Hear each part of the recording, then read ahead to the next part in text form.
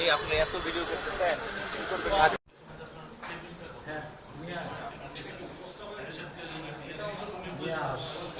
তারপরে আপনাদেরকে বলা হয়েছে কোনো রকম কার্যক্রম করবেন, আপনারা কিন্তু তাও করলেন।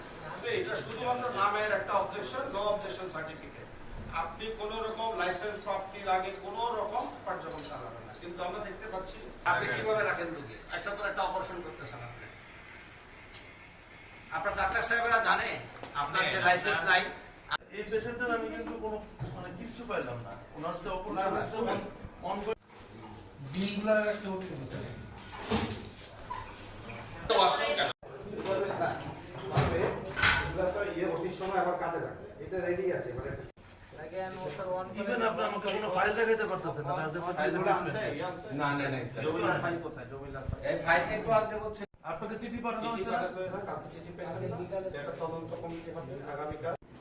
স্যার ট্রিটমেন্ট মোবাইল কোড অভিযান আসছে, বুঝি নাই? হ্যাঁ, সেজন্য তো আপনাকে ফোন দিলাম। স্পিকার হয় না স্যার, কমপ্লিকেশন হয়েছে। আচ্ছা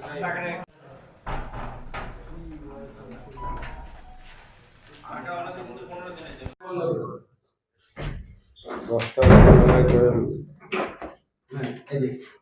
আচ্ছা ঠিক আছে, ডাক্তারও দেখে না।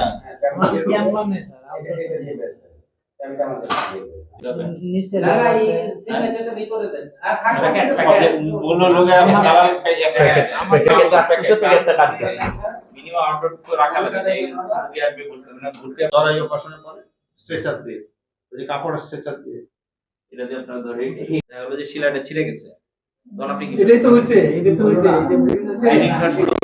সিভিল সার্জন মহোদয় এবং আমাদের ইউচিপি মহোদয়ের মূলত অভিযোগের ভিত্তিতে আমরা এখানে অভিযান চালাই।